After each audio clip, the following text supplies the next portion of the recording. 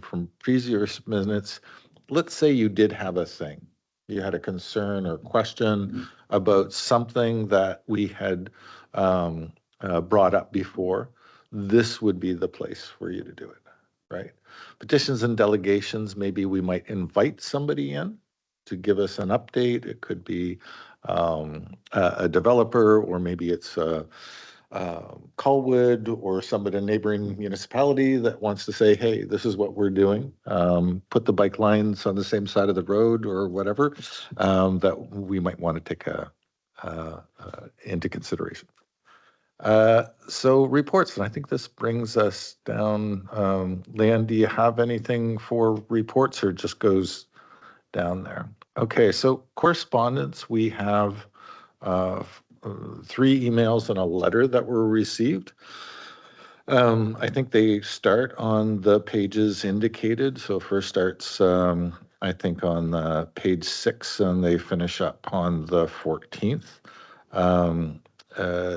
Some of those talk about the surveys, the results, the census. Some are concerned about the environment for Mr. Brown, and that under consideration. And Mr. Wilson, I think, brought up kind of how we're depicting the zones for the OCP. And the last one was Goodwill Investments, and of course, they are the owners and operators of Fort Victoria. And I have also met with them. And I think the reality that they were bringing to the table is that I realize that we've been zoned for a town center for a while, but we have no intention of changing things. And so there is the plan that we come up with, which is the official community plan. And then I think somewhere we temper that with reality. There's some lens there that we could really hope and dream that this area or another area that we identify might be a thing, but designating land use and it coming to its fruition are polar opposite. Sometimes there's magic that happens because we do it. Oftentimes there's not.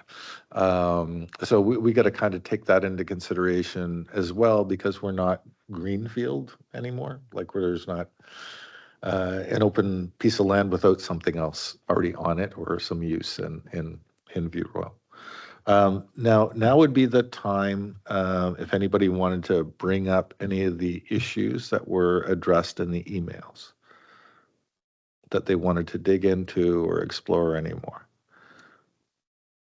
We've got 2. Well, I'll go with you first, Jerry, and then we'll go with Wade. Thank you, Mayor Tobias.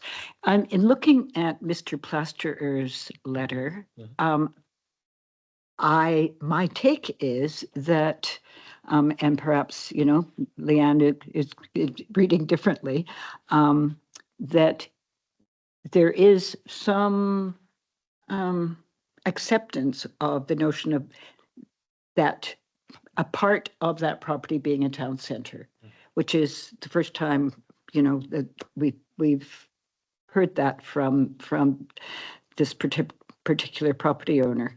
I'm wondering if, Leanne, do you have a map of that area? And if you could maybe just identify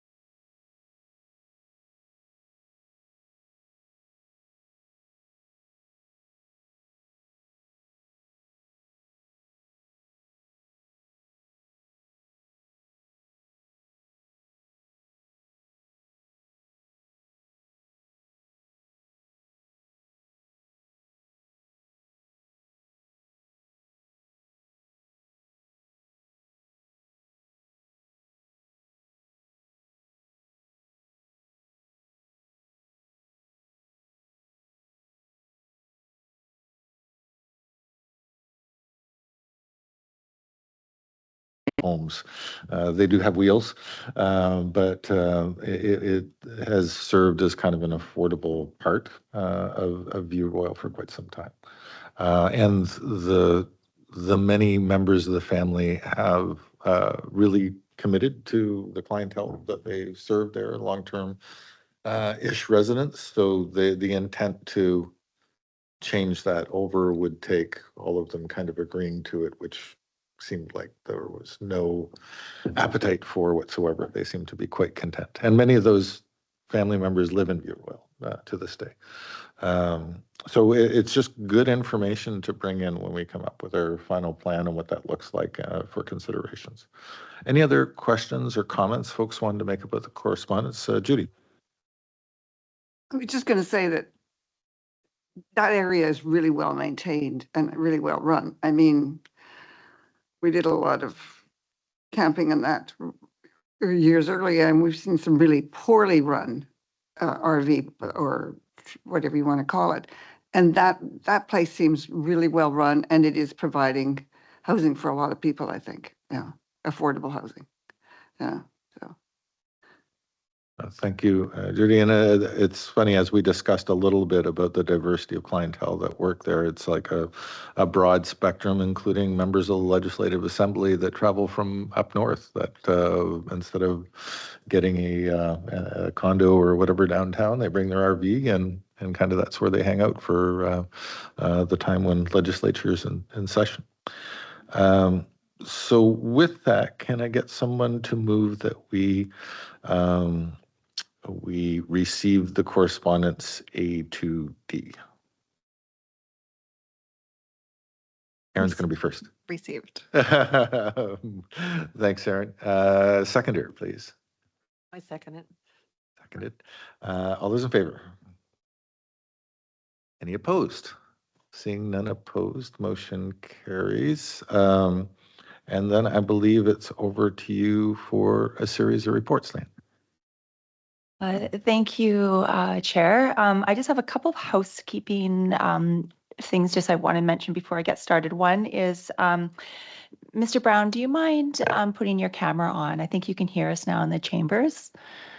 That would be great. Thank you. And then also, for some reason, our chambers is getting muted. So please just don't.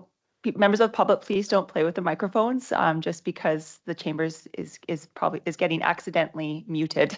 So we are recording this meeting, and we want to make sure everyone can hear us speak. So those are my two housekeeping requests. And my first presentation this evening is actually one that staff gave to council on April 2nd. And we wanted to bring it to the OCP Advisory Committee meeting this evening. And it is the results of the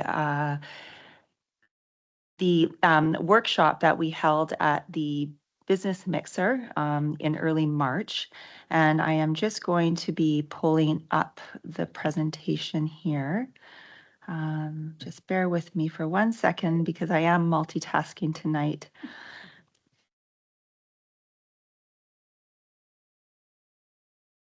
Okay.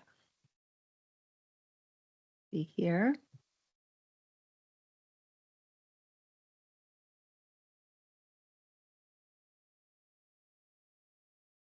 Here we go.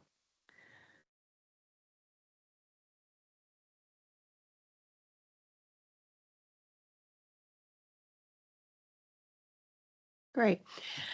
So this, again, the What We Heard report was circulated to the OCP Advisory Committee in early April, and staff felt that it would be important to share the results tonight with the committee, so you can sort of hear what people have to say in terms of the feedback we received on, where the town is at in terms of a place to do business currently, as well as some feedback on what we can do to improve that in the future.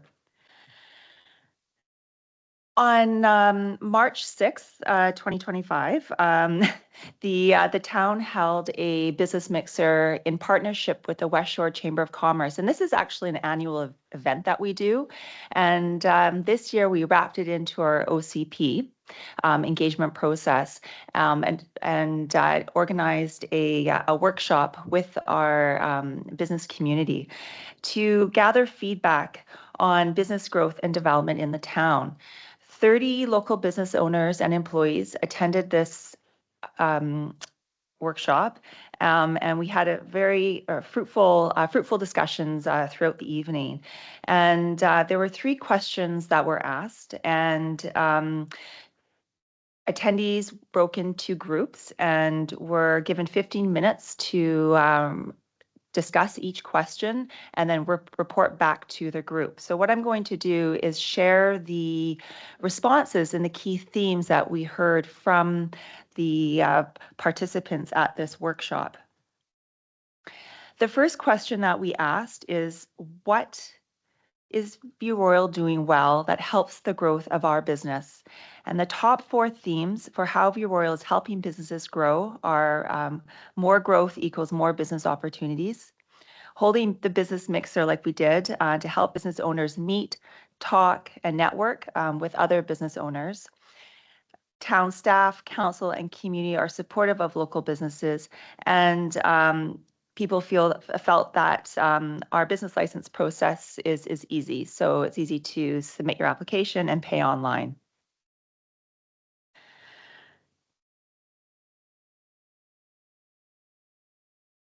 The second question that we asked are there any challenges specific to View Royal that are affecting your business? The top 4 themes for local challenges affecting businesses are traffic congestion, the lack of affordable commercial space available, confusing home occupation regulations, and slow processing times for applications such as development and the business licensing. So even though it's easy to apply, people feel that we can be a bit slow in issuing the business licenses. So that is some of the local challenges that we heard at the Business Mixer. The last question that we asked was, what can be improved in View Royal to facilitate economic growth? There are 4 things that View Royal can improve to help facilitate economic growth.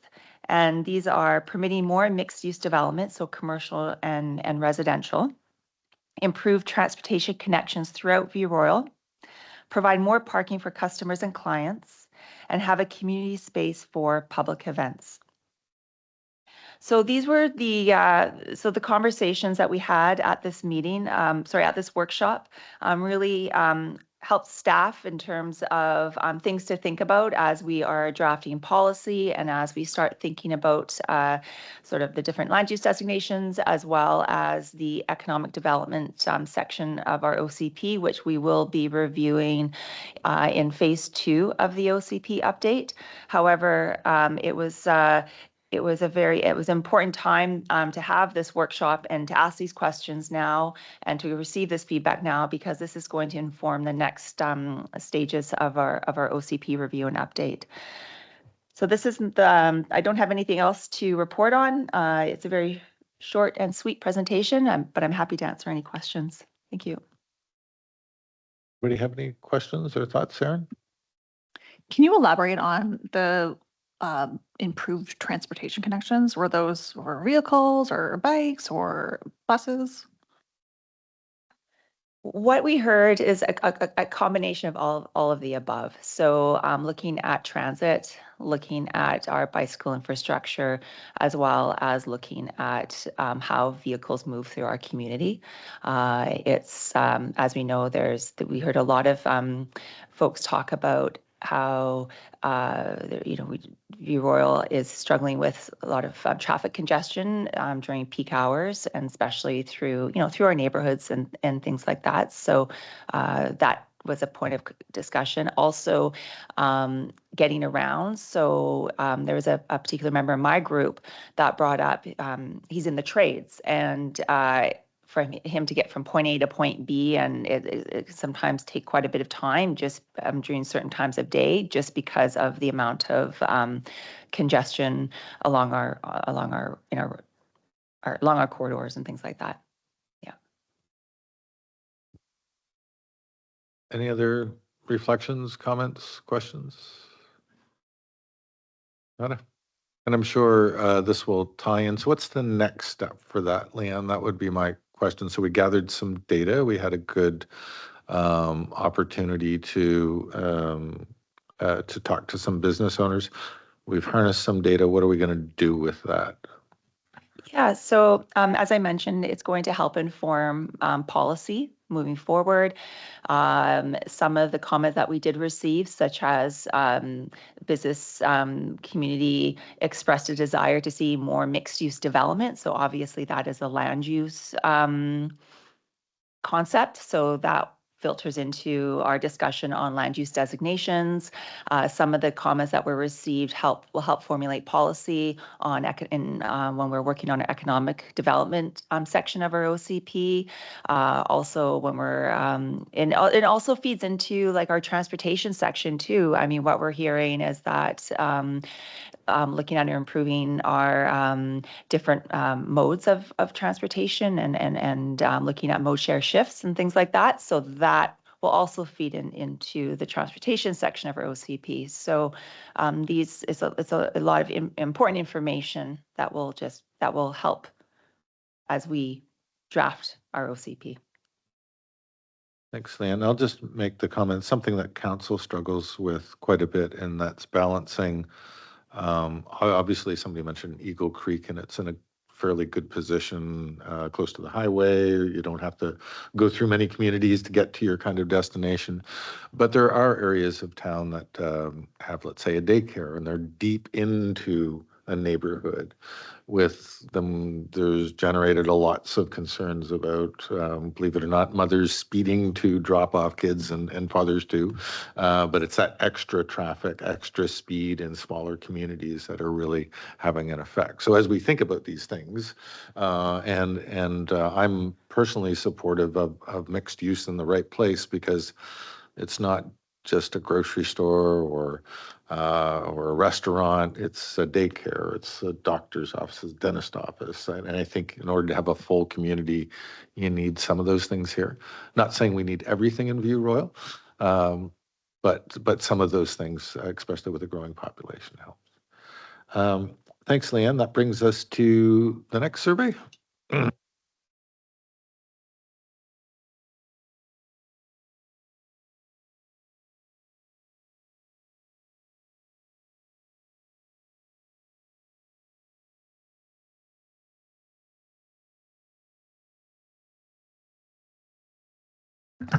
So.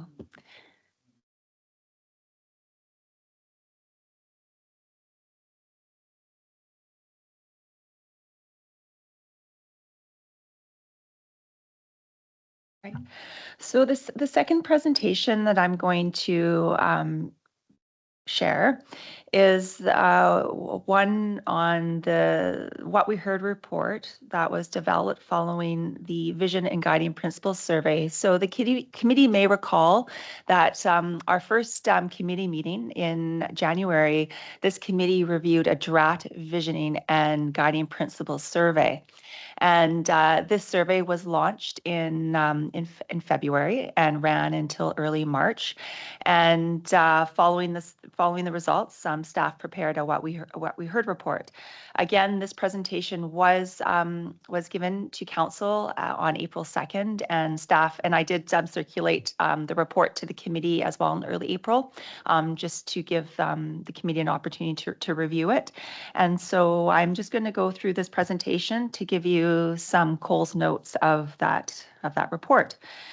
So the committee will recall that we developed a vision and guiding principles survey. It was published on the town's Engage View Royal website. It ran from January 24th to February 17th. In addition to the vision survey, we also prepared a youth survey, which was very similar to the vision survey, but slightly tailored to youth. And we distributed that around to all the schools, the elementary schools, and specifically Shoreline Community Middle School was quite proactive in completing the survey, the students at that school. And they had that survey, I guess, for a couple of weeks there to fill it out, and we got, I believe, 80 responses. So the public engagement process associated with this survey included several posts on our social media accounts, so on Facebook and Instagram and Blue Sky. We sent out over 250 stakeholder emails to spread the word. We also had ads in the Gulfstream Gazette. There were also some new news releases, and we also published it in the View Royal e-newsletter, encouraging people to fill out and complete the survey. Staff also carried out pop-up events around town. During those events, the staff engaged with 158 people. We also, council was quite proactive in getting posters around town. So 18 posters were distributed to businesses, parks, and we also put up some at Town Hall. And then we also have a project video on our website, and we've had 409 views so far, which is really good. And I should also mention too, is that our project website has had, well, when this presentation was prepared in early April, at that time, we had 1,185 views and 689 visitors, which is pretty darn good for View Royal. So the committee may recall that we asked a series of questions in order to put our minds to what an updated vision statement could potentially look like, and as well as guiding principles, goals, to help frame our future OCP. And I'm just going to go through the key themes for each question. And so we'll start with question 1. This question was, what do you love most about living, working, or playing in View Royal? And the top 3 themes were View Royal parks, trails, and green space, safe and secure neighborhoods, and walkable neighborhoods. Question 2, what are the most important things to have within walking distance, approximately 10 minutes from your home? Respondents said parks, open space and trails, so natural areas, bus stops, and grocery stores.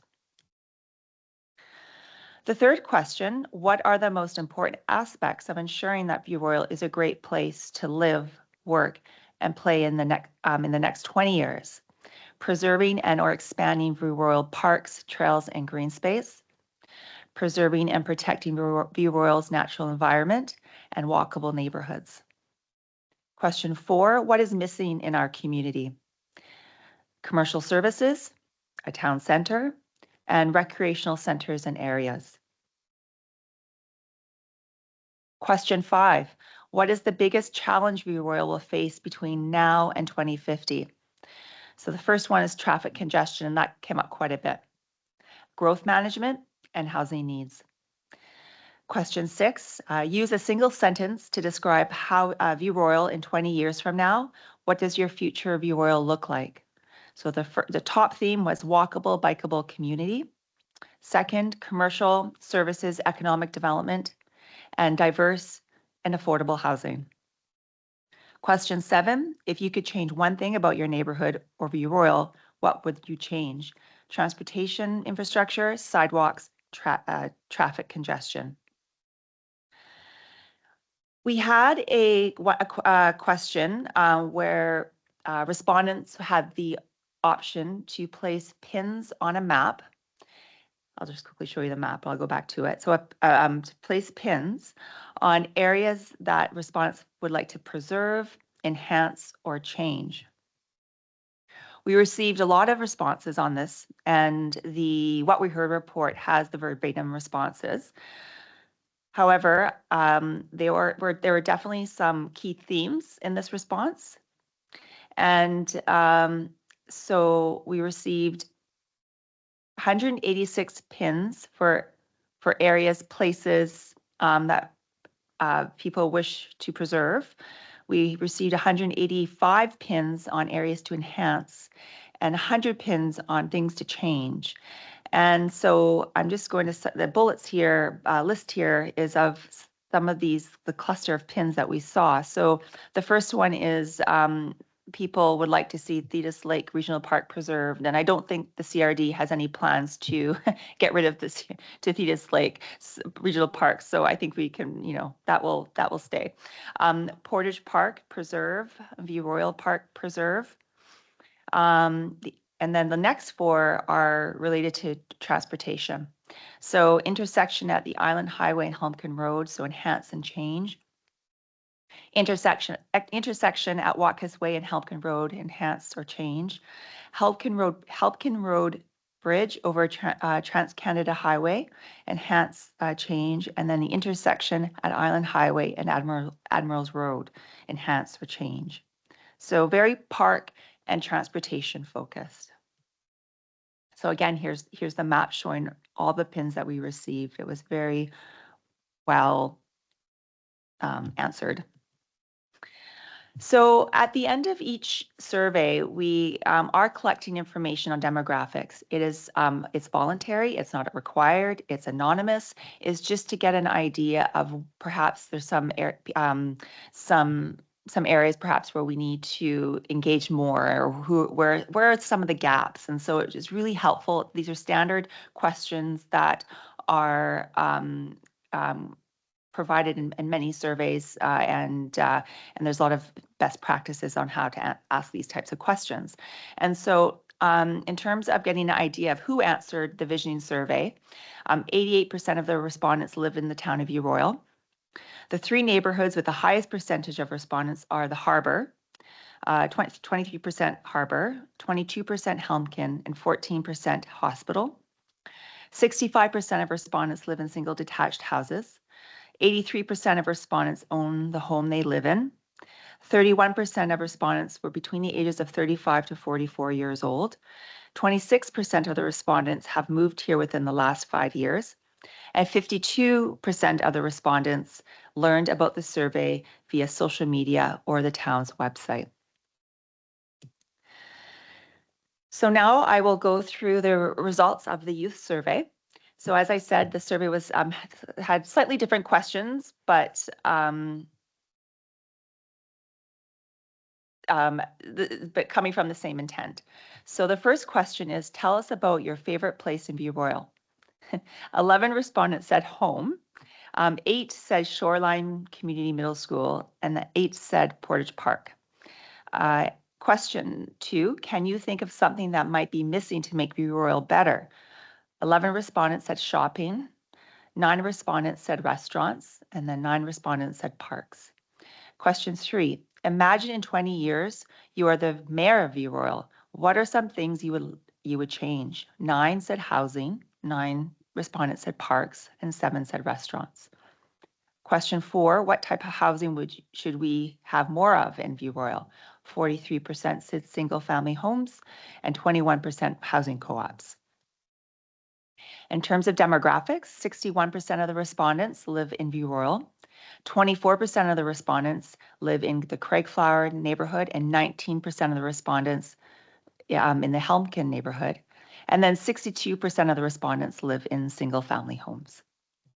So that's the end of my presentation, and I'm happy to answer any questions. Any questions from anybody? Yeah. I just have one question, Leanne. 31% of the respondents were 35 to 44. How does that correlate to the demographics of the town as a whole? That is a very good question. And I would have to, can I just, it'll take me a second. I just need to look it up, but I can get back to you in a moment. Yeah. Any other comments? Yeah, Wade. So one thing I would just note is that there is some colorful language in the responses, so I'd recommend cleaning that up before it goes public. I don't know if that's policy, but generally good thing to do. And I also thought it was very interesting that, you know, if you compare the results from both the public survey and the business survey, traffic congestion is everyone's biggest issue as far as I can tell. And that is reflected from my experience as well. Having to travel along the Old Island Highway is challenging between 3 and 5 p.m. every single day. So yeah, it'd just be wonderful if whatever transportation plan accompanies the OCP also can, you know, push the CRD towards some sort of transportation solution. Yeah. No, that's valid, Wade, and I'm not optimistic that we're going to come up with a silver bullet, especially as we're expanding our population. Here's a figure that I didn't really count on. If you put the West Shore together, View Royal, Colwood, Langford, and Metchosin, our combined population is more than Victoria, downtown Victoria right now. The latest projections put us closer to Saanich combined, including Sooke, which is actually, Saanich is of course the largest. So it's interesting to see, you know, that demographic shift in the amount of growth. And unfortunately, Wade, I'm with you. It all goes through View Royal, either on the highway or on Old Island Highway. It's going through View Royal. If it's going to Sooke or the West Shore or Up Island, very few ways around it. But if anybody's got any solutions, then I'm open to them. One thing that we are doing is, it's not a train yet, but all the mayors are getting together on trucks that are able to travel on the train track, and take all the regional mayors are doing that from downtown to Langford to survey the status of the track. So whether it's used as a train or some other corridor, I think we can all agree it would be beneficial for using that in the future. So yes, definitely traffic is a significant concern, and I'm just on the other side of the highway, and particularly in rush hour, that's jammed both ways, with more people developing out on interurban and Helmken and Wilkinson. It seems to be a major thoroughfare, more so than it was before too. But yeah, good observations. Leanne, did you find what you were looking for? Through the chair, I have, but for some reason I can't access the document at the moment, and I'm not quite sure why. So my apologies.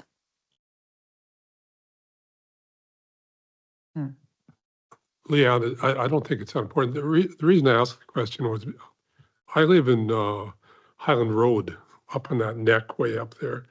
And I talked to quite a few of my neighbors, but my neighbors tend to be older. It's a retirement community. And I don't know whether they didn't fill out the surveys or not. They didn't seem terribly excited about zoning, but they were very excited about things like fires and egress routes out of that area if there was a concern.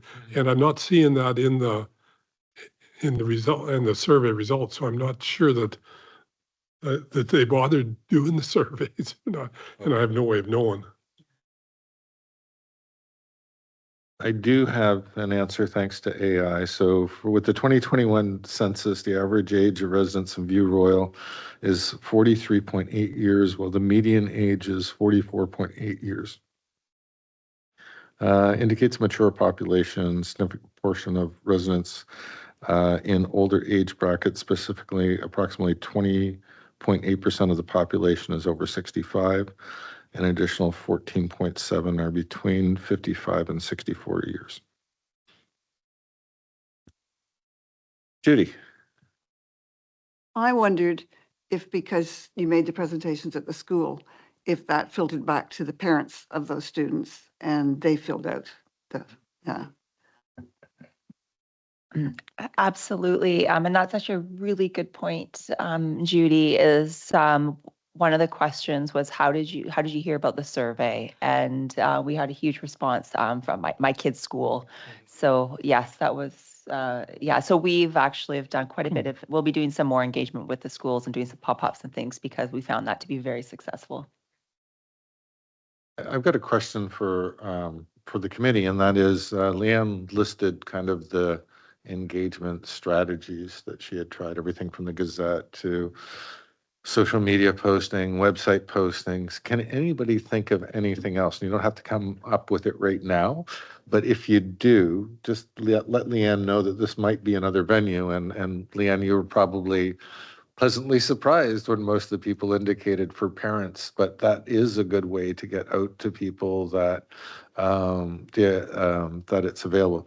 The one thing that somebody from North Vancouver told me that there were either printed grocery bags or receipts that were put into in the grocery store. That was the advertisement for the official community plan. So little pamphlets that were put into the grocery store that hit another demographic.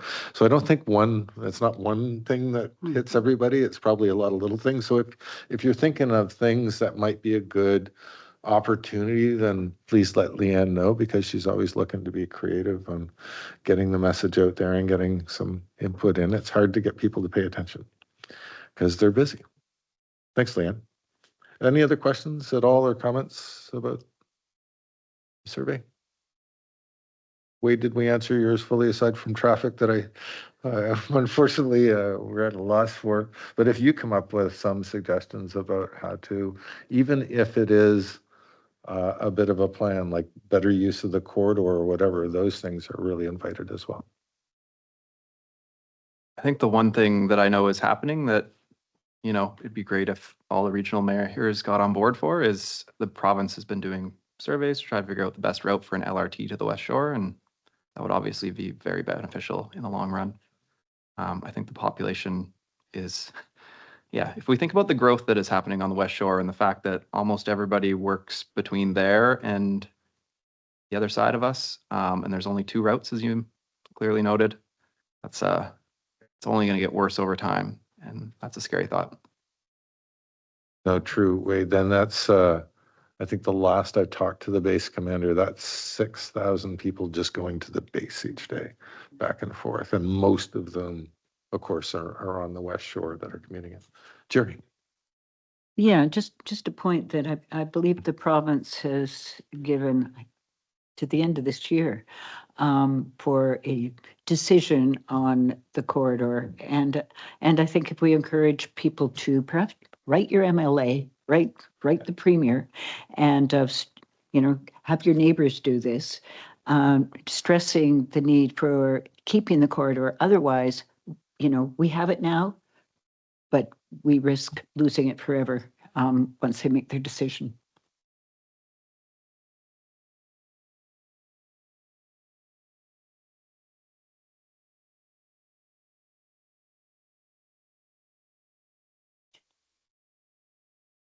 Judy, sorry, go ahead. That's okay. I thought Tom brought up an interesting point about the concern about fire.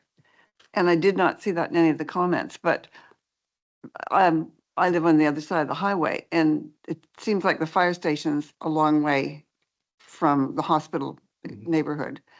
And with the traffic congestion, I assume that we've probably got an agreement with Saanich if the fire trucks would come from that way. But safety, hasn't come up in any of the surveys. No, I don't think we're there yet. A little bit in that, what do you value at our community? But we're really, Leanne, correct me if I'm wrong, but we're really looking at a 30,000-foot view right now before we drill down. And probably when we come to that part where we're writing the policy for the official community plan, I think mainly the focus right now is looking at the land use designation. But policies such as concerns for climate, concerns for safety, those will come a little bit separately when we review some of the stuff they had even from 2011, which is still sound, with the added things for forest fire. So just to let you know your your insurance is closely linked with your fire station's performance, right? So they look at your ability to respond, how quickly, what type of structure you're in. So all of the town of View Royal is well within a serviceable, quick action kind of for the fire department. The fire department is no longer a voluntary only show in town, so it is 24/7. There's a crew there ready to go out. And you're right, there wasn't until this last year a mutual aid agreement with the District of Saanich. But so now we're surrounded by mutual aid agreements, including Esquimalt, Saanich, Colwood, Langford. So everybody will chip in, and they've really evolved an excellent model to service that. There was even part of View Royal that is north of the park that was basically transferred to View Royal because the fire department in the Highlands really couldn't get down to it because of how they had to access it. So for fire in general, there's still a concern, especially with wildfires on the top of everybody's mind, but I think we'll get to the safety portion. And with that, aside from fire, we'll probably also look at some other things associated that blend well with safety in general. Leanne?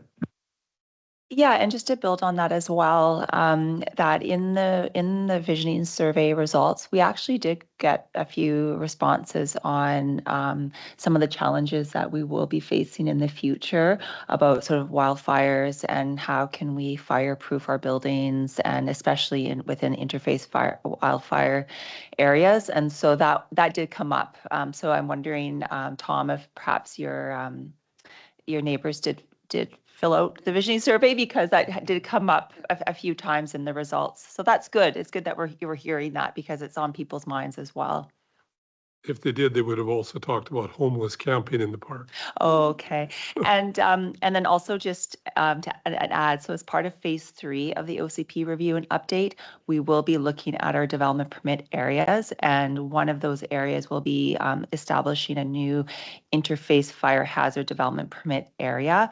And we also have a wildfire coordinator as part of the town who is an expert in this. So will be helping us as well. But that will be coming forward as well. Any other thoughts, questions, comments? Go ahead.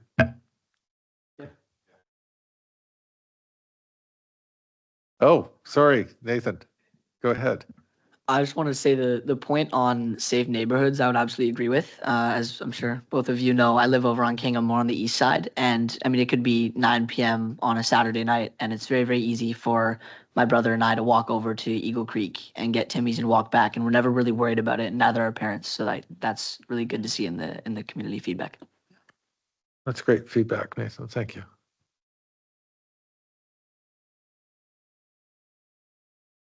And Leanne, where are we at? We'd finished our visioning. Oh, we had another comment?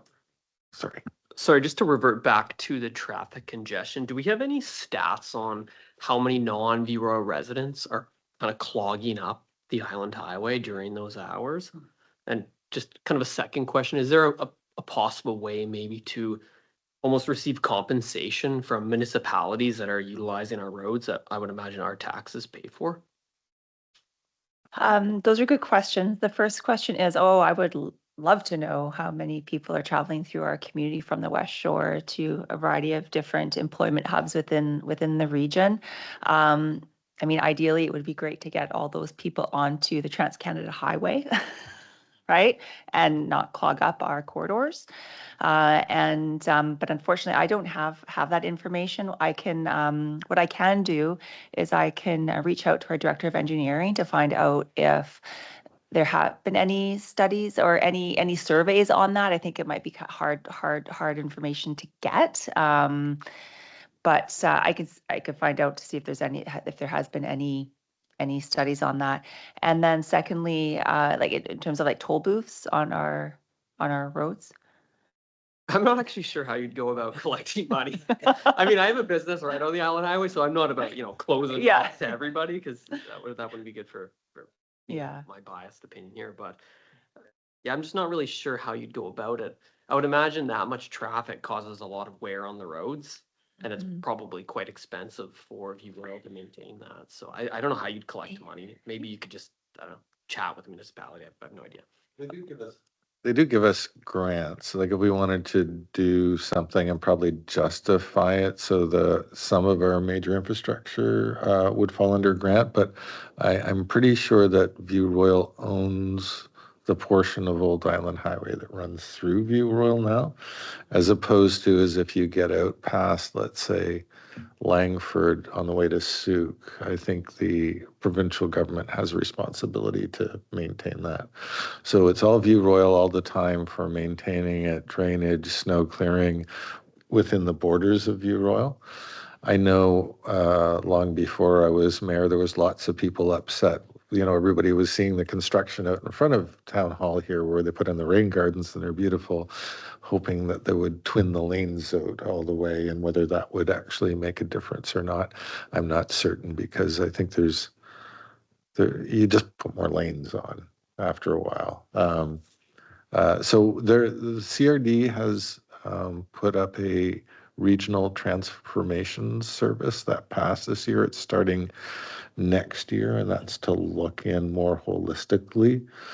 I think ideally it would be kind of a guidance for BC Transit, for rail or light rail if we get any, and just looking at transportation as a region. I'll give you an example. For Vancouver, they made a deal with the government. The municipalities or the regional district in Vancouver said, we'll take care of transportation, you take care of the hospitals. Right. So in the CRD right now, we pay in, and some of your taxes go into a regional board that buys equipment and other infrastructure for hospitals. So there may be something in the future where we say, province, you got all of that. We'll take care of the transportation and use that money to do projects that way. A lot of it's still going to be cooperative, right, between the province and us for the lion's share of infrastructure, but you're right, it is. I would say, without looking at any statistics, I would say 90% of the traffic that flows through View Royal is not View Royal residents that is heading out Old Island Highway. The thought is, and I think it's been the mantra of council, is get people to the highway, right? That means there will be always congestion, at least on Old Island to Helmkin to the highway. And then the same coming from Wilkinson, Helmkin to the highway that way. And if anybody was traveling when there was the 8-hour outage on the highway, I was 3.5 hours coming from downtown.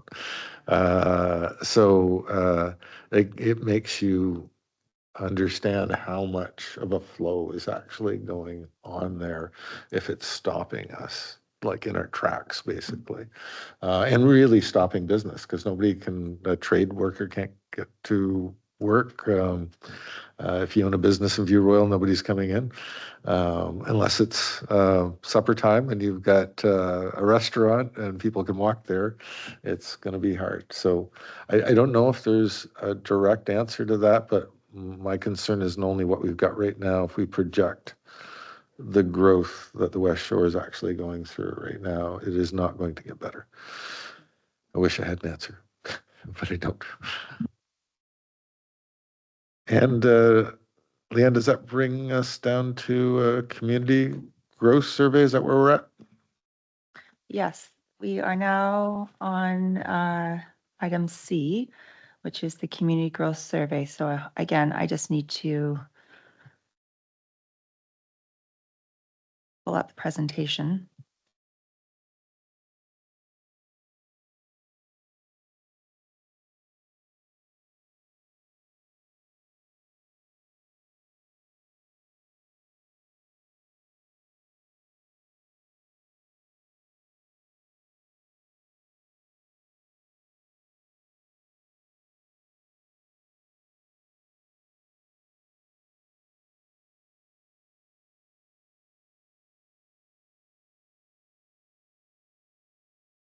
Right. So again, this presentation is the results from the results of the What We Heard report that is in response to the most recent community growth survey and engagement week that we had in March. So this presentation is hot off the press.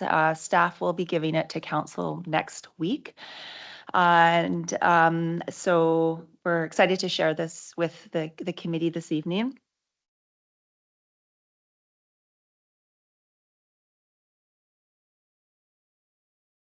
So first of all, I'd like to say that I did run into a few of you at the engagement events that we had in March, and it was a very busy month for staff. And so in March, we launched the community growth survey.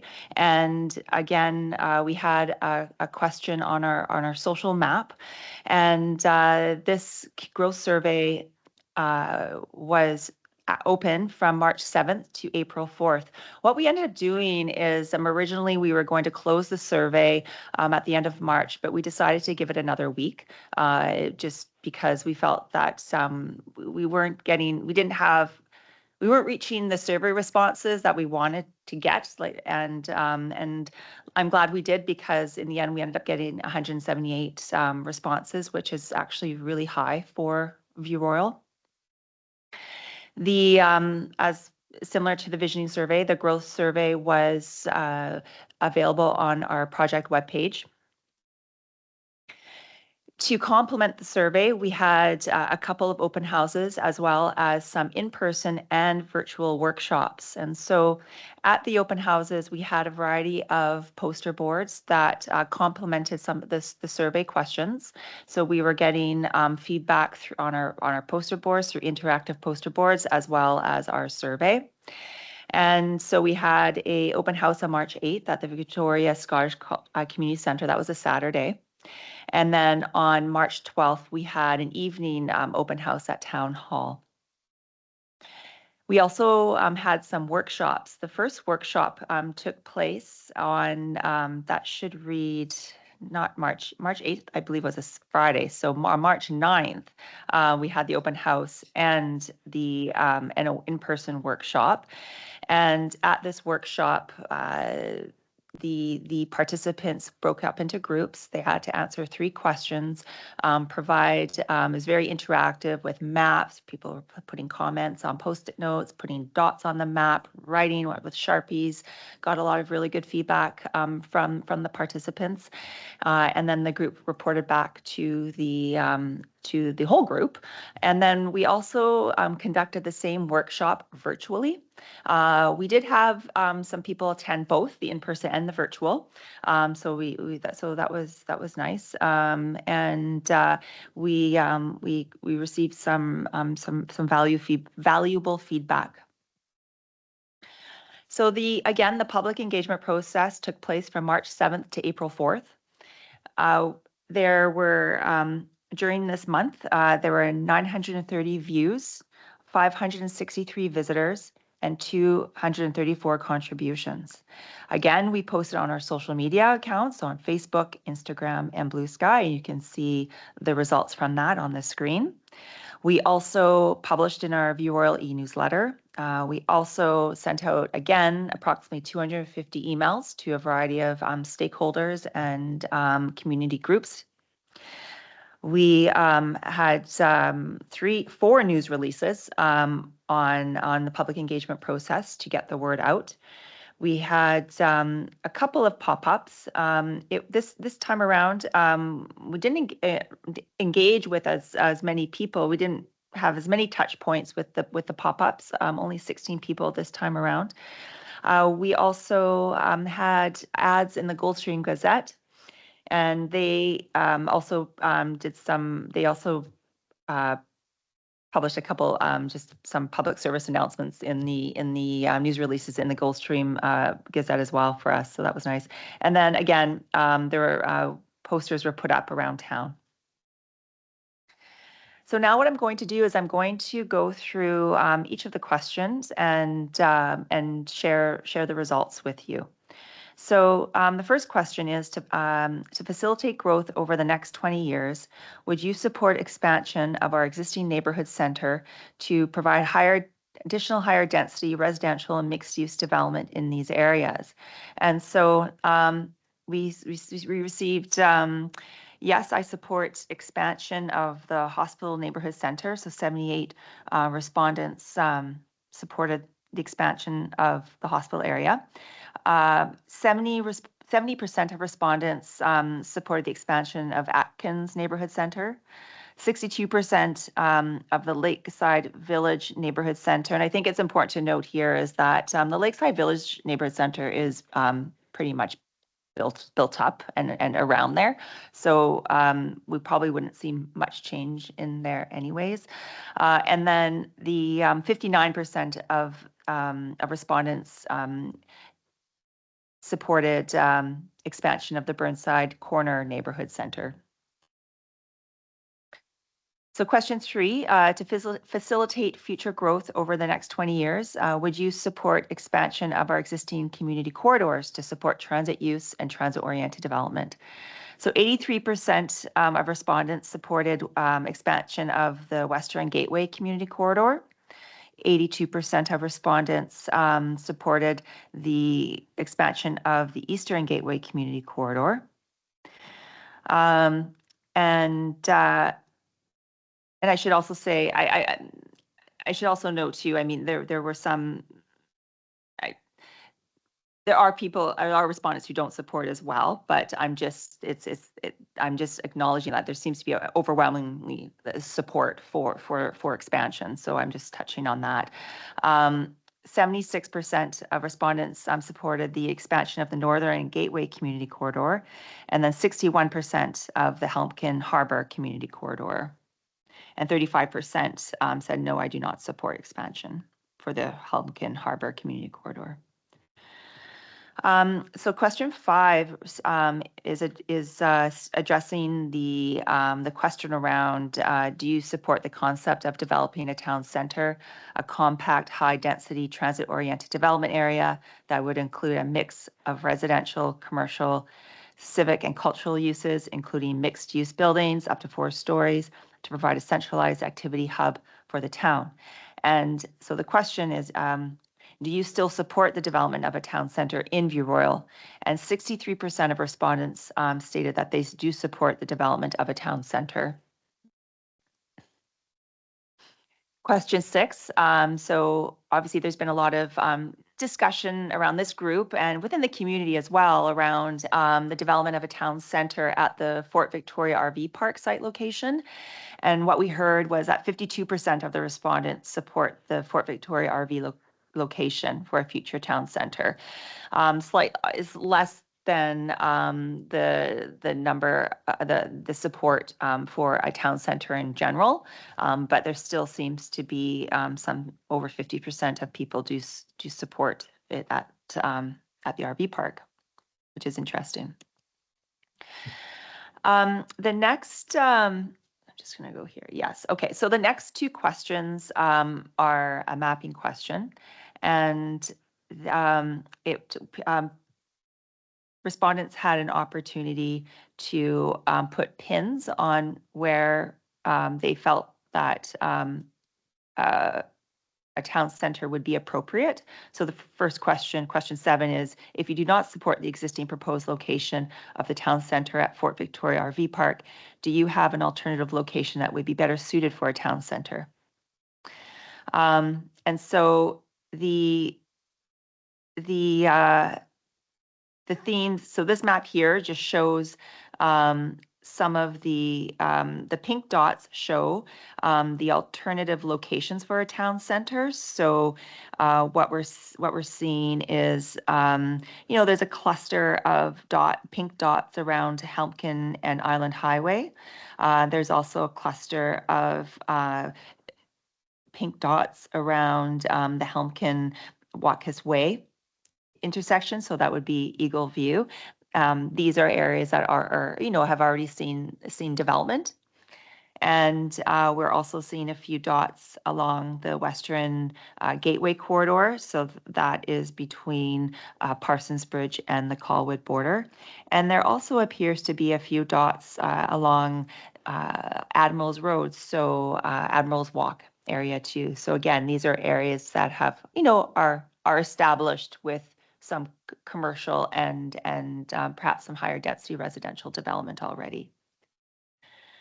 The other question that required people to put pins on a map was question 8. And the question is, in addition to the identified growth areas in our neighborhood centers, community corridors, and a town center, are there additional areas in the town that you think would support additional residential and mixed-use development and density of 4 to 6 stories? And I'm flipping back to the community growth survey map. And so the blue dots on this map identify areas where some added density would be supported, 4 to 6 stories. And then and I'll talk about that first. So there seems to be a few dots on the Fort Victoria RV site, which is the left image, sort of the maps snippet. And there also seems to be clusters of blue dots along Western Gateway corridor as well.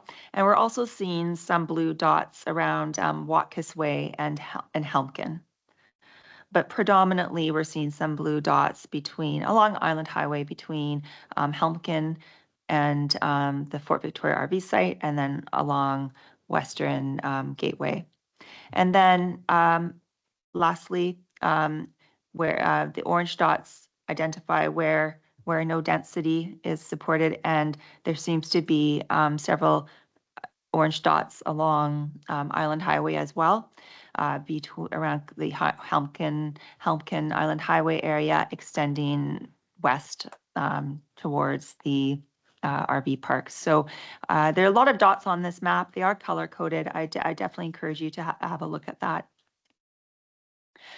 So question 9, what types of business or service would you like to see included in mixed use development?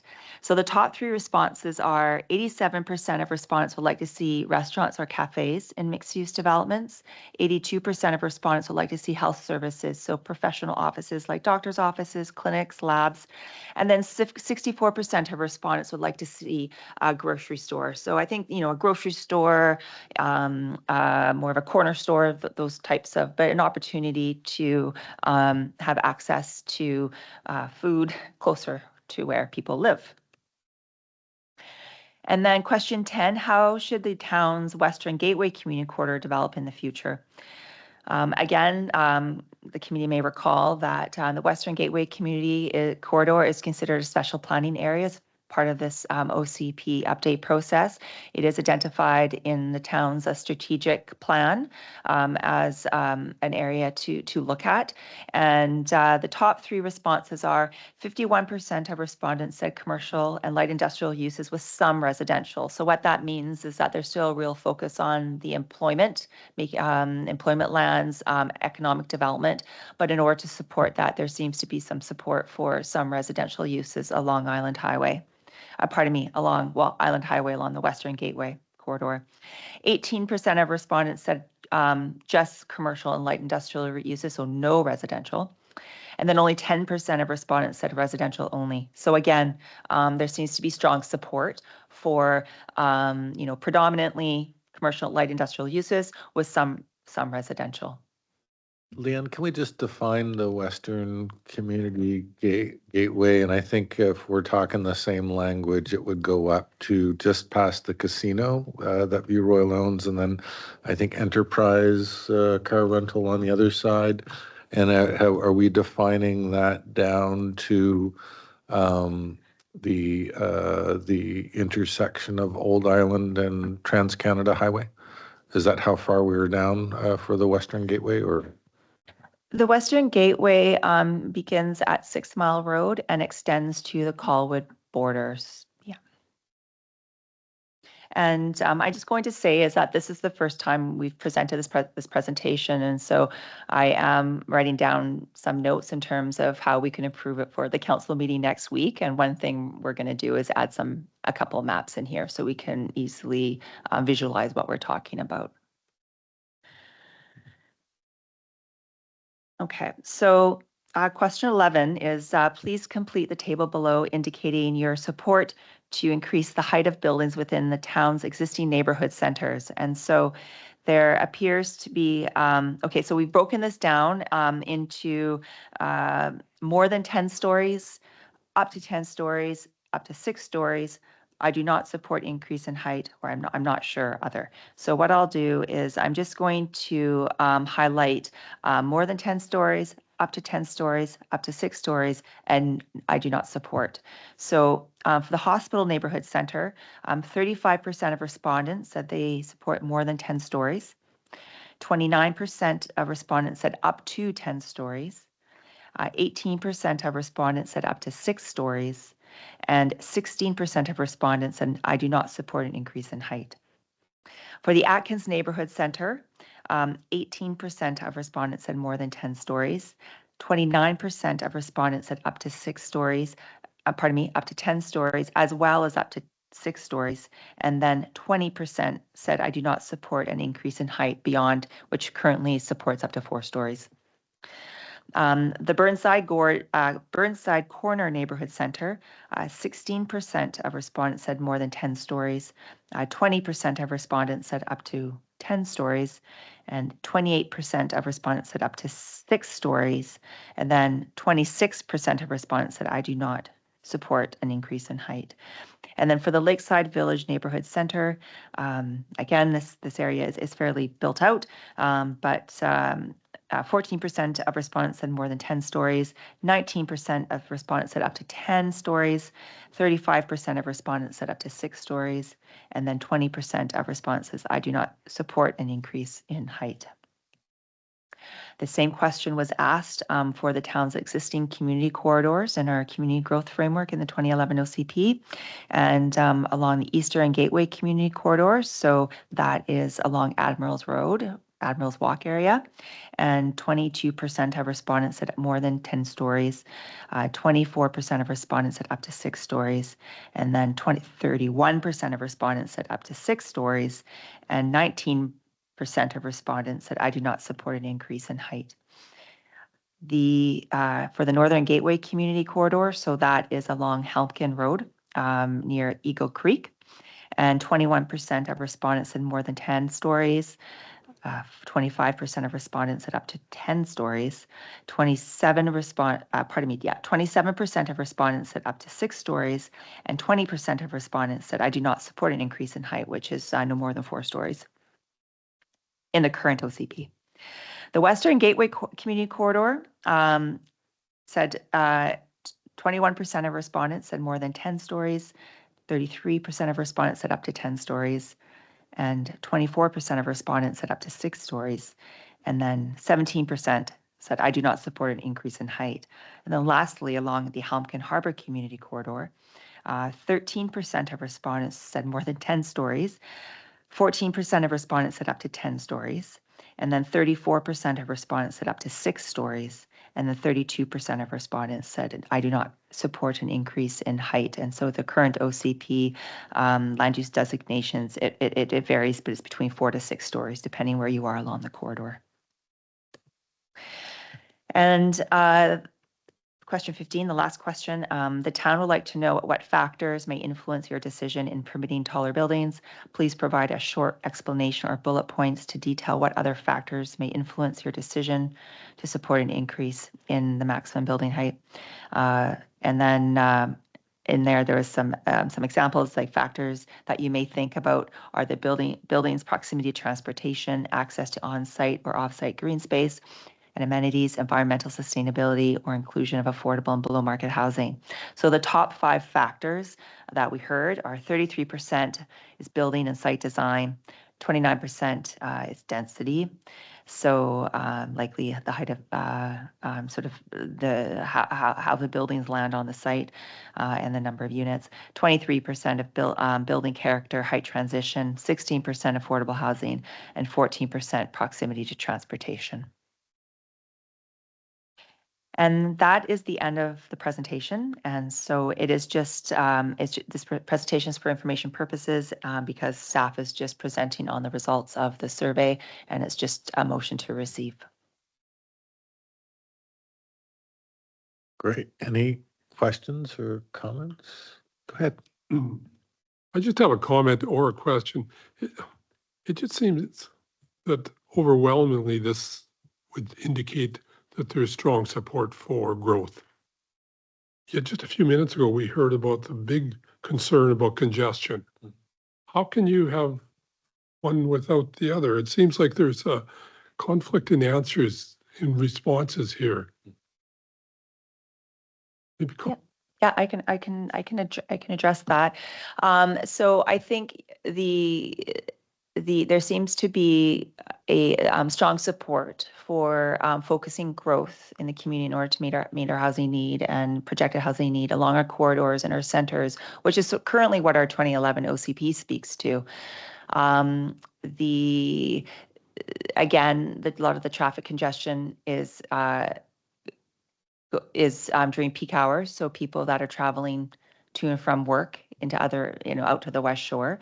And so I think as part of this OCP, and region-wide, and I know these conversations are happening, and I know these conversations are happening in other municipalities' OCPs, as well as looking at an updated regional transportation plan is looking at a shift in mode share. So so looking at transit, looking at cycling infrastructure. There's conversations around LRT. So looking at that mode share shift in order to, and then also moving traffic onto the Trans-Canada Highway. And that is really a region-wide issue. And obviously we are impacted by it because of geographically where we're located. But in terms of centralizing our growth, there's continues to be centralizing that along our transportation corridors, so our bus routes, as well as around future mobility hubs, as well as along our existing Galloping Goose and ENN Trail. But I think to your point, we don't have all the infrastructure for transportation and the uptake existing now. So projecting in the future will take a lot more development. And like while we're planning to grow, Colwood, Langford, Souk are all still growing. So it's going to be a tough balance, I think, to look at.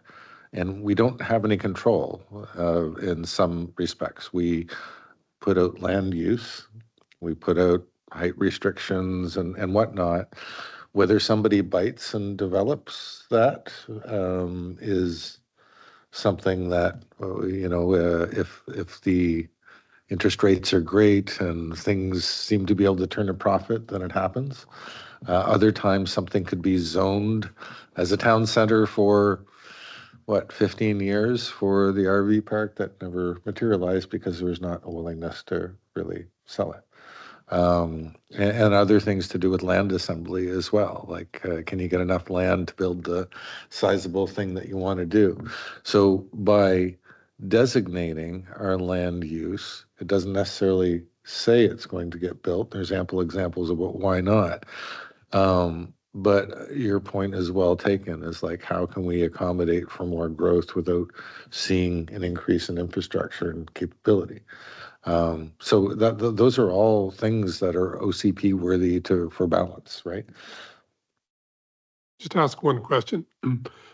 From both senior levels of government, there's a push for more housing, a major one from the federal government. Never have I heard talk about dollars going to infrastructure. Right? Carney recently, 35 billion for housing, nothing for infrastructure. are are the municipalities kicking back at this a little bit? Yes. I think politically the issue that I think all of council had a concern with is the push for more housing without the infrastructure. And roads are infrastructure that you can see.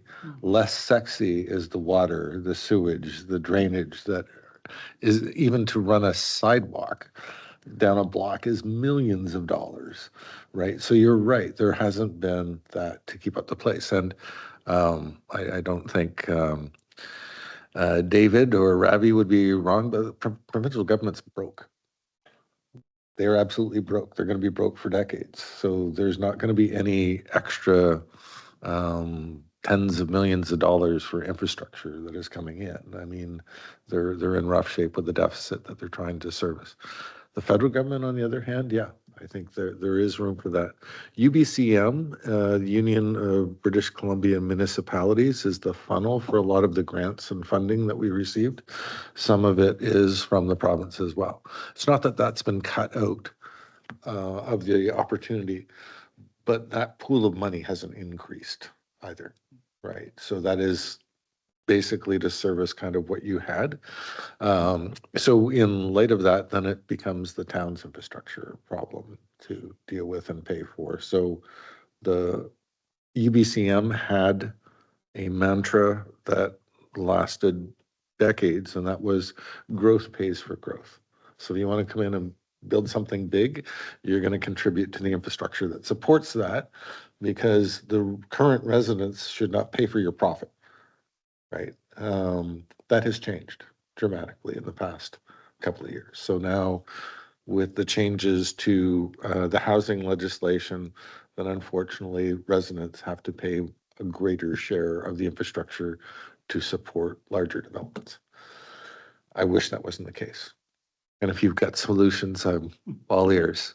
But unfortunately, there's a problem there with even maintaining some of the things like not sexy to talk about taxes this time of year, but 2.5% of our taxes there and about are going to a new Ecom 911 service that the province mandated that we have, even though we had a perfectly good 911 service at West Shore at one time. So it seems to be a trend to beat up the municipalities when you don't want to spend money because they won't kick and bite back. But there was a time when the province actively attended the UBCM conference and came with checkbook on, you know, if you were building something that they wanted, then they were willing to contribute. Police station, fire station, highways, roads, all of these things. That's changed significantly, I think, over the past, unfortunately. Anybody else have any other thoughts, comments? Wade? Just a couple of suggestions for the presentation. I think one of the graphs had inconsistent coloring with the other graphs. I think it was the first one was inconsistent with the other ones in terms of the response colors. And then also, for council, I'd recommend not going through all the numbers and just present an interpretation instead.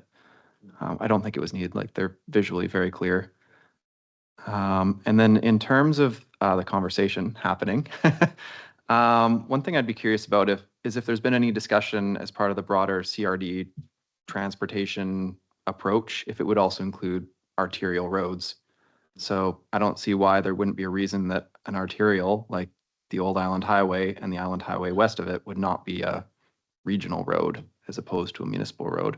That would also address the question of whose taxes pay for it and all of that. But it's very clearly as one of the two roads to the West Shore, not a local municipal road. Yeah. Yeah, the service hasn't been defined exactly what it's going to do. I mean, initially it's doing trail widening and some other leftover stuff from CRD as it makes its move. I would say two of the biggest challenges are going to be West Shore transit and moving people to the West Shore. And I think the third, not in any particular order, will be that corridor and being able to move people on that corridor a little more effectively, whether it looks like a bus on rails, a train on rails. I don't care if it's enough for a go-kart. As long as we can move some people, it means one less car on the road or so. So it's a benefit. So I don't know exactly what the service is going to look like, but I couldn't agree with you more that yeah, we need to look at better ways of moving people and to and from whether the Old Island Highway is down or the Trans-Canada is down, we're just certainly feeling it more now when it comes to a stop. Thanks, Wade. Jerry, did you have a comment? Yeah, just a couple of points. One, the Island Highway for a long time was owned by the province, and it was downloaded to the municipality with all that comes with that about 20 years ago. So it's ours, and I'm sure nobody's going to say we'll take it back. And the other point was, oh gosh, I've lost it. I'll come back to it. Yeah, and one of the comments about twinning, having 2 lanes on either side of Old Island Highway. Aside from that, if you're living near the Old Island Highway, and it's not,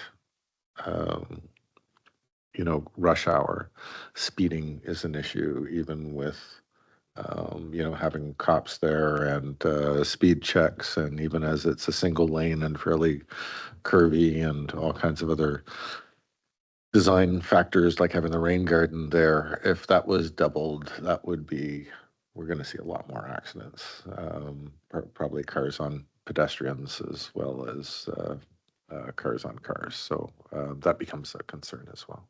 But all these are great points, and it balances infrastructure with growth and transportation modes that we could explore too.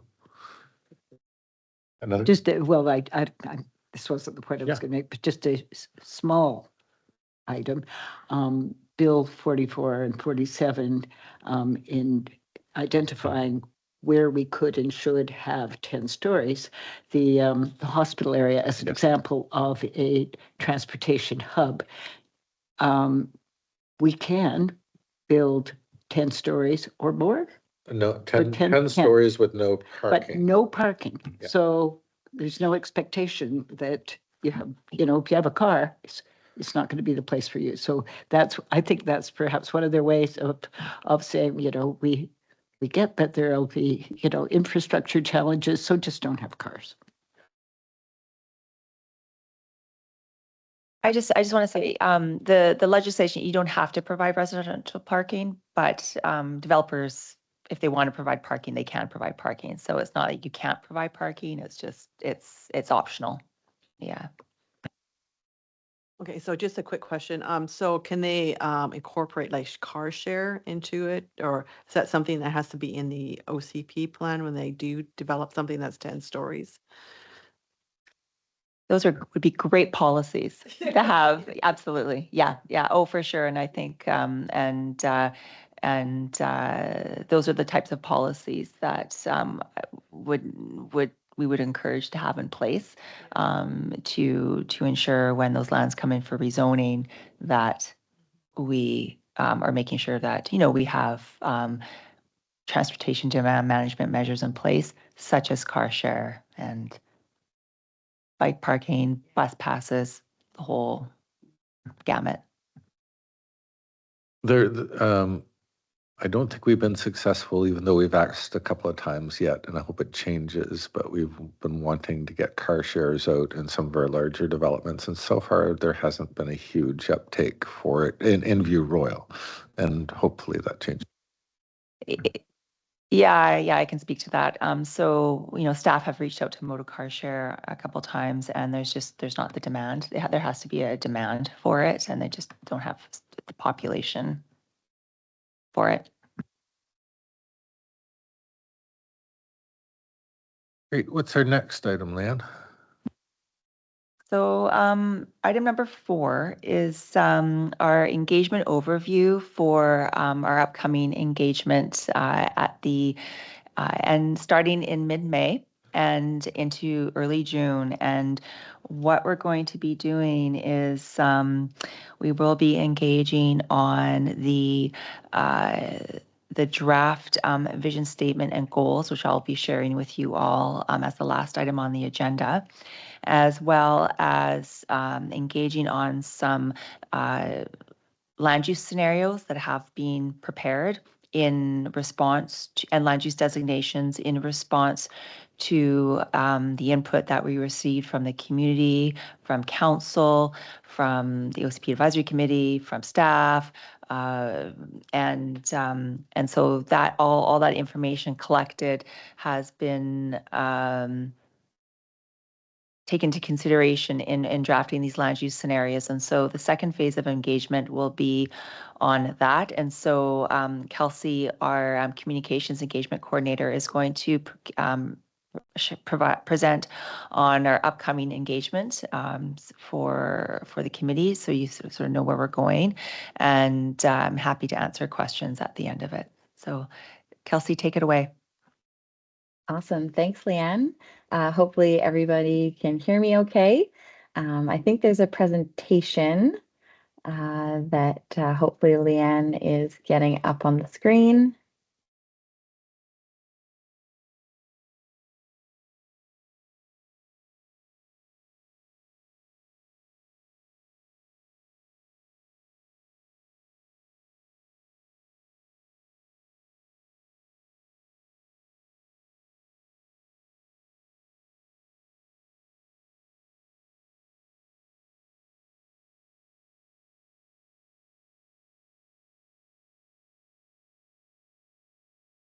Leanne, let me know if you're just working on, oh, perfect. Awesome.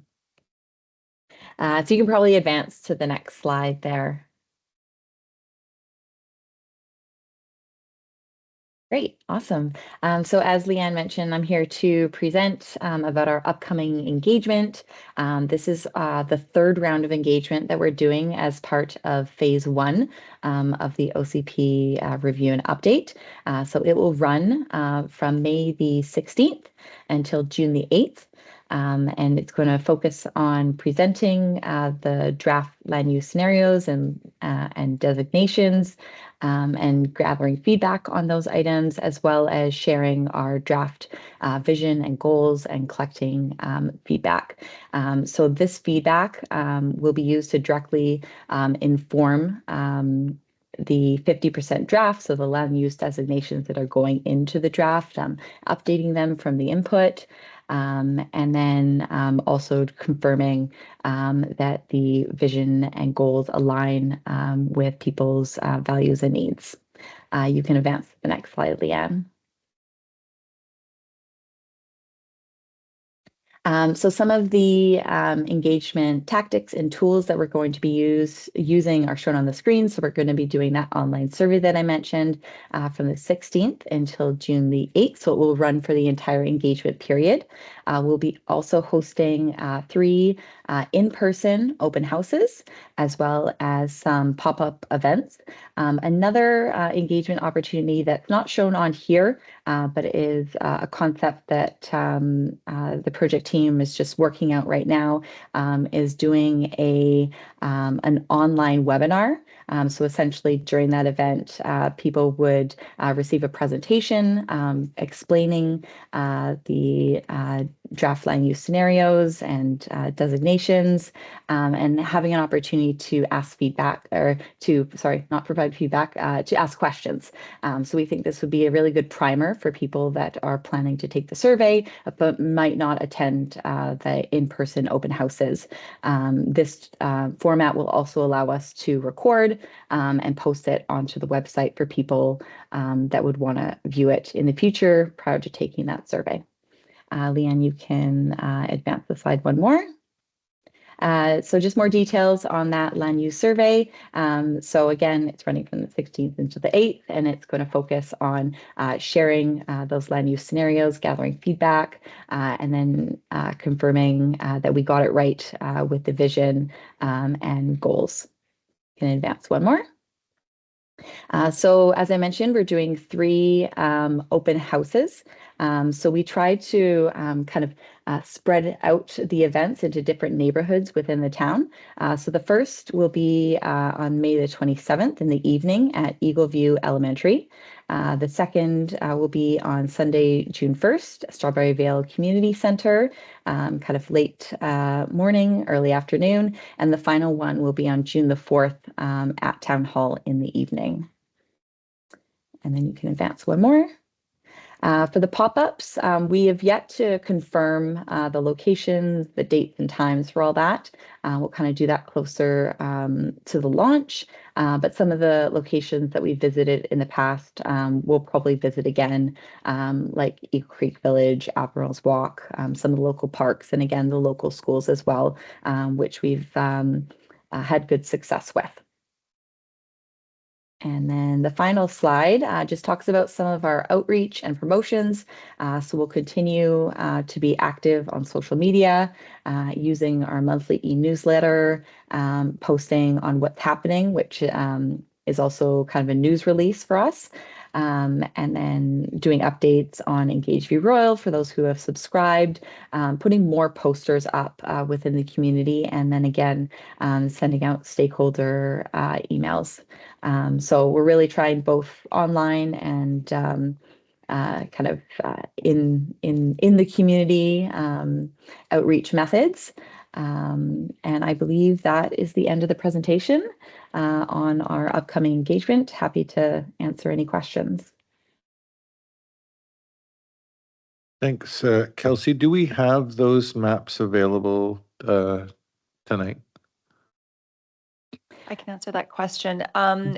So we are still putting the final touches on those land use scenario maps. They are going to be presented to council next week. So we're not presenting per se tonight on the land economic study and the housing capacity analysis and land use scenarios. Staff attached them to this report. They're fresh off the press. We wanted to give the committee an opportunity to review them and read them, and there will be a more fulsome presentation at council next week. So we do encourage the committee to listen in, and then we'll go out to the community to get feedback, and then bring it all back to the OCP advisory committee as part of the 50% draft, and the committee can provide input and feedback and things like that. So it's just more. It's more for information at this point. We will be presenting the findings at council next week, and can answer questions, and then we're going to go out with engagement. Thanks. I'm just hoping that when it comes to council, Leanne, we see one of those land use scenarios with the recent housing legislation change and what we've got built out now as a baseline. Like the first thing I want to be able to see is the big circle around the hospital area that says up to 10 stories, no required parking, and then the rest of View Royal now as SMU or SMA, mostly as one of those things, because I don't think the public realizes that that is there. I think the message reached quite a few people, but I think most of the folks are completely unaware. Yeah, so as part of this, we've established land use designations, and that includes one of the land use designations is a small scale multi-unit housing designation, as well as a transit-oriented area land use designation. And those land use designations are described what they are. The OCP doesn't get into parking; that's a zoning thing. So we wouldn't be speaking to that. It's just about use, height, and density. So that's what we will be bringing forward. So they're land use designation maps that we will be presenting. So based on the feedback that we got from the community through the variety of surveys, the consultants prepared 2 land use scenarios that are slightly different. There's some similarities and there's some differences, which we want to get feedback on from the committee, from the public, and from council. But any changes to those land use designation maps will be done after engagement. So we want to collect all the feedback first, and then we'll make revisions to it based on the feedback that we heard. Any questions, thoughts, comments? Go ahead, Chuck. Sorry, my question circles back to what we were discussing earlier about possible town centers. And what the mayor said earlier was that the RV park's just not a viable option to acquire for anybody. So has will the OCP designate a different location for a town center, given that we can't acquire that land? And if not, how are we going to prevent not developing things that would typically be seen in a town center, like a library or, some kind of service center that might otherwise be there? That's a very good question. So the proposed land use scenarios, obviously they haven't been published. They haven't been published. The analysis has been published. In the housing capacity analysis draft that is attached to the report does speak to the land use scenarios. But what I can say is that the proposed land use scenarios doesn't include a town center designation. So it's or creating like a town center. So it's more of looking at a transit oriented area, urban center, and then neighborhood villages. So where there's a support for mixed use transit oriented development. So, and then also looking at a corridors land use designation, and in mixed use developments, that's where there's opportunity to have like ground floor commercial community space like a library or a community center. And and what we've heard as part of the community growth survey is that there's a real desire for more community space in View Royal, that there is a lack of community space. And so you can see those types of uses as part of any mixed use development within a village or along a corridor or within an urban center or within a transit oriented area. So the proposals that are coming, the proposed land use scenarios that are coming forward doesn't specifically stipulate a town center, but those typical uses that you would see in a town center would be provided in the villages. And again, the villages that are identified are based on what we heard from the community, where they'd like to see more of that mixed use development in strategic locations. Is it possible to speak with BC Transit to facilitate increased routes before developers come in, just to stimulate a developer wanting to actually come to an area? Staff will we have a meeting set up with BC Transit already, so we will be meeting with BC Transit at the end of May, just to talk to them about that. They are a stakeholder. In terms of looking at frequency, that's generally, I guess as the town, and correct me if I'm wrong, Mayor Tobias and Councillor Lemon, we have reached out to BC Transit in the past about increasing transit service along our corridors and things like that. And obviously those are ongoing conversations. But we will be engaging BC Transit as part of our OCP. Yeah, it's normally they don't build it before they come, right? Or even sign on that they're willing to do it. They'll wait on need and then do a bunch of surveys on bus occupancy and transit. So it would be great if they did have that in place where we could look at. And part of the question is, and I know the survey said it, but for a town center. And when I looked at what a modern definition of a town center is, they reference uptown.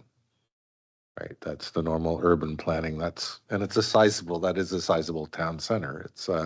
It's big. So I think defining what a town center is to us may be just words, but it may look more like some of the words Leanne used, like neighborhood center or village or whatever seems to be the thing. So what would you say Eagle Creek was, or Admiral's Walk, Leanne? That's a corridor.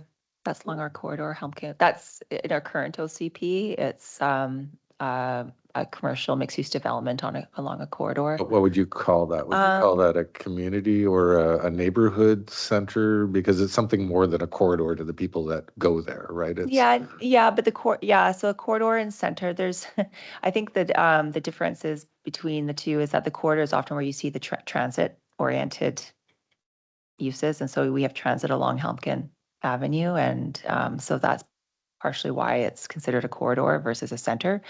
And so we don't, pardon me, and then the, in terms of the land use the proposed land use designations, the Eagle View, Eagle Creek, it is proposed to take on an urban center designation. However, the urban center designation would have slightly greater heights and densities than what a corridor would support. So I know it's probably tough to visualize this without the maps, and my apologies for that. There is in the housing capacity analysis and land use scenario memo, there is a table in there that does describe the different proposed land use designations. So you can see that in there. But again, we'll have a more fulsome presentation on this next Tuesday. so it'd be a good opportunity for the committee to say what they felt was most appropriate in View Royal and come up with some common language that we're all speaking about that. I mean, I see the difference between Eagle Creek and Admirals is that there's residential above most of or some of the buildings within Eagle Creek, right? On Admirals, there's really none that residential above the commercial down below. So that would be the biggest difference. So we'll have to define and work with Leanne with defining that. But I guess the question I have, do we need a town center? Or do we need another neighborhood center or corridor center, whatever the heck you want to call it, out perhaps more towards 6 Mile or the Western Gateway? Like what would go in that town center? How would it be different than any other place? And when you look at the size of the land envelope required for Eagle Creek or Uptown much bigger, that's a significant amount of land for density that would come in a package. So it's, it's up to, I think, the committee and council to suggest like what is our recommendation to council. We've got results of a survey back, but it's up for the committee to suggest to council. And my recommendation would be, what would it look like for neighborhood center, a concentration on neighborhood centers that are walkable, vice a town center, which unfortunately isn't walkable for everybody, right? If that's where we're going with some of this. And I think a lot of it is based on everybody's different interpretation of what a town center is, what a town village is, and we need some pictures, I think, to help us out with that. Like, what does a modern village center look like, or neighborhood center look like, a town center look like? So we all can look at the picture and say that that means something to us, because otherwise I think we'd have trouble describing something. And I get the closeness to transportation, but I just like to see a picture of what it looks like. And Leanne, and then Judy. I just want to sort of build on that. So so when we do the engagement, we will be having that information. I think it'd be important for the committee to see, to review the land use designations that have been drafted and the land use scenario maps first, and provide comment and feedback on that. Because a lot of work has gone into it based on what we heard from the community, and so I think it would be good to share that, and then get feedback on the names of the land use designations, the descriptions of the land use designations. That's all. That is is provided, and we will be getting into that a bit more next week at the council meeting, and then we will be coming back to the OCP Advisory Committee as well. So a lot of that work has been done. And now we'll need feedback on that if we got it right or not. So we don't have a car. We travel by bus. And I live within a 5-minute walk of Eagle Creek Village. And I think it's a really good model. We've got a doctor, a dentist, an optometrist, a grocery store. There's residential units and several other stores. But it's also interesting to me that Eagle Creek Village has been open for several years now, and all the storefronts are not filled. There's still at least 2, and one has just partially been filled. So you can build it, but will they come?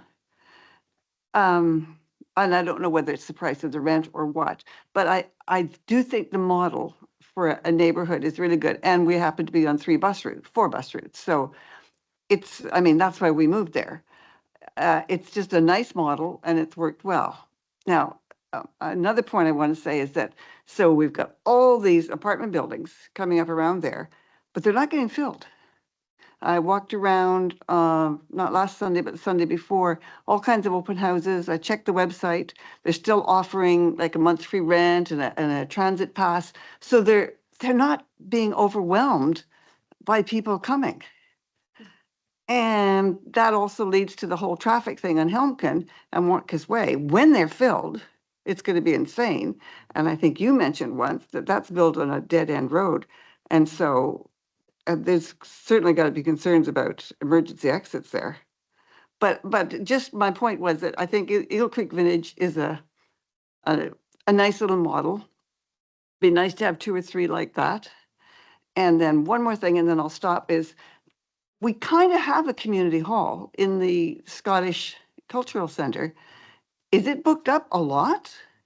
It is. Okay, that's good.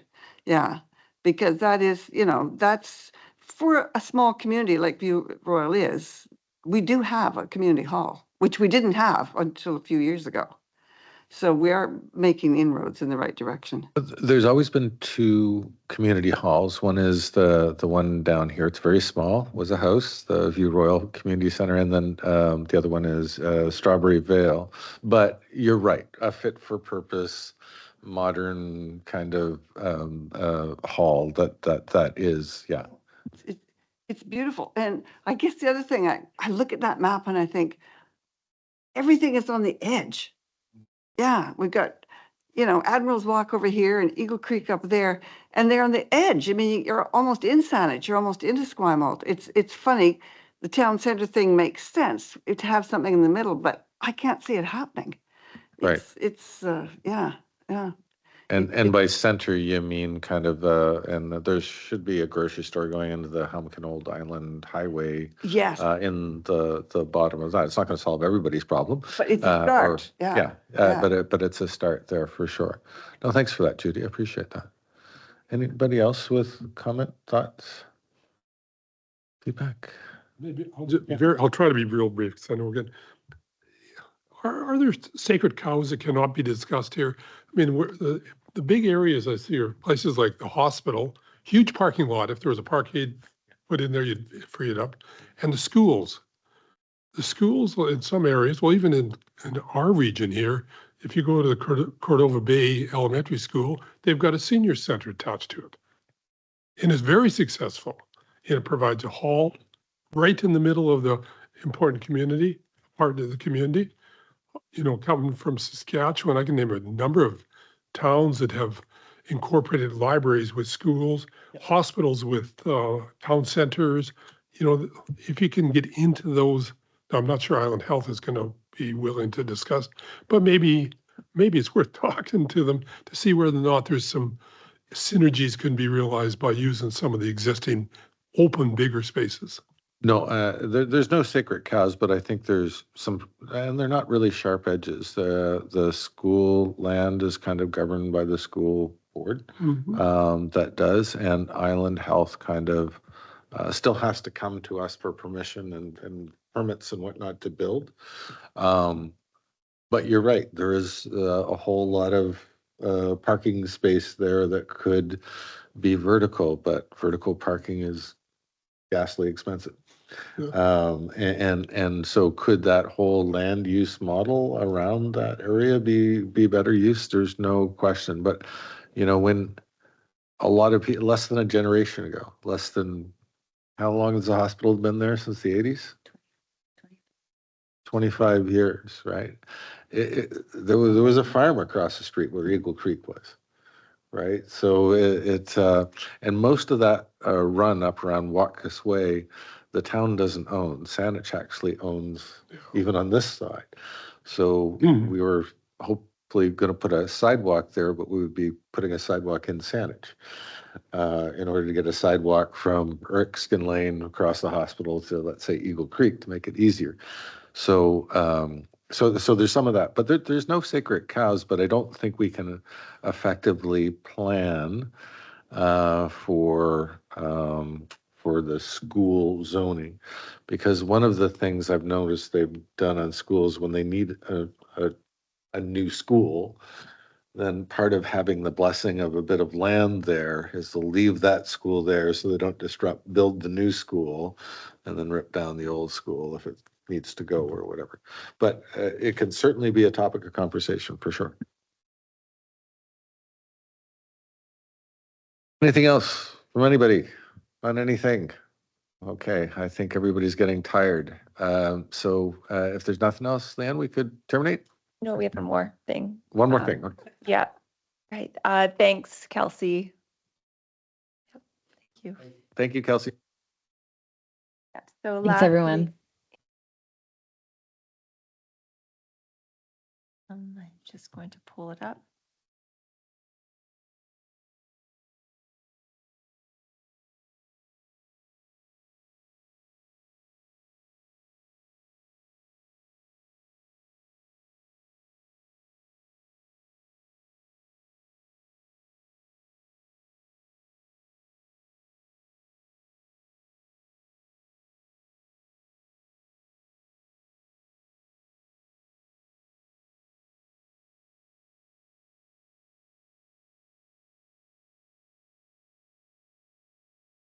Okay.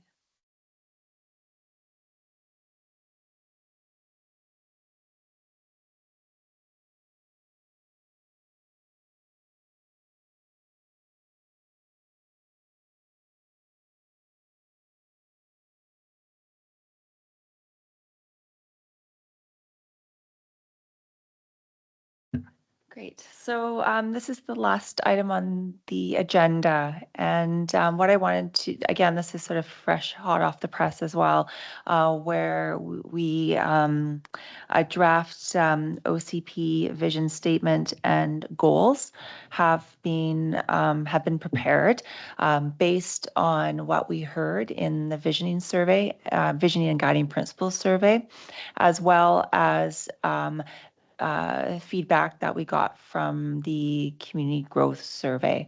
And I don't know, I guess the question for the committee, would you like me to read it out? Or have you all read it? Have you read the goals that are within this document? We will, again, I'm just sharing this with you tonight. We will be going out to the community asking did we get this right? Did we get the goals right that are going to help shape the OCP? These questions will be posed in a survey, as well as our in-person open houses as well. So again, it's just to share this with the committee. If you have any feedback or anything you'd like to share, that I'm happy to, we'll record that as well. And then we'll, gather all the feedback and then report back to the committee and council in the future. But again, this is the draft OCP vision and then the guiding and then, pardon me, the goals. There are 10 goals total around mobility and connectivity, diverse and affordable housing, growth management and community character preservation, preserving and protecting natural amenities, community well-being, climate action and resilience, economic development, reconciliation,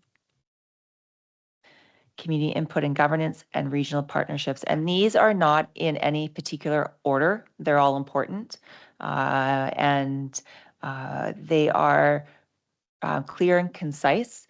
And I think they reflect what we've heard. But again, it's we would really like to get feedback from the committee as well as the community and council. Feedback, thought from folks? I realize it's late or in the evening, but got any initial feedback? The only thing I had is that's a whopper of a vision statement. I'm just used to them being much more concise than that, Leanne, like maybe 2 lines. Our current OCP vision is about a page. And so this has been reduced, like condensed quite a bit. Vision statements in OCPs are a bit longer than 2 sentences generally because they're supposed to sort of capture a lot of things. And so this is a lot more concise than our 2011 OCP vision statement.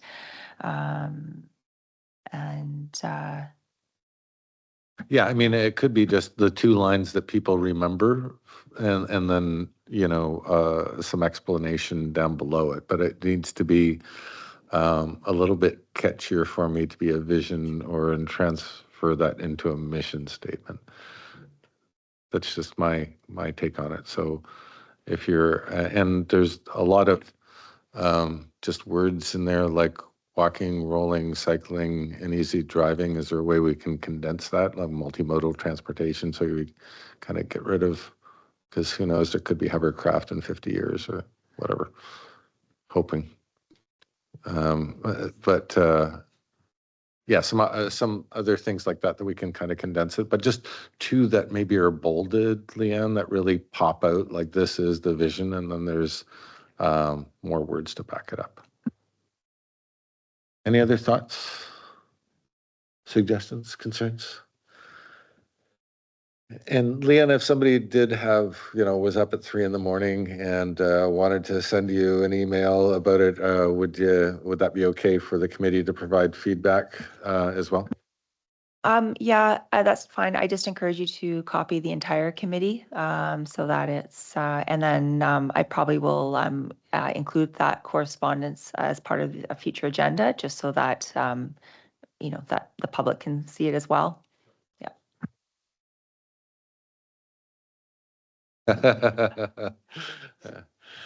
Great. Leanne, is there anything else? No, that's it. Thank you. Committee, thanks for your attention. And when would you expect maybe the committee would be called in again? Yeah, so after probably the end of June, beginning of July, because we're going to have the 50% draft done by then. So that's going to be a quite, I would say, a working group meeting where my goal is that we give you a substantial amount of time to review the 50% draft, so you're able to provide some meaningful input into it. And then because we do need to get the 50% draft to council by mid-July. Great, thanks, Leanne. Can I get a motion to terminate, please? Kim? Judy seconds it. Everybody seconds it. All those in favor? Any opposed? Thanks a lot for your attention. And thanks for breaking the first meeting, Nathan.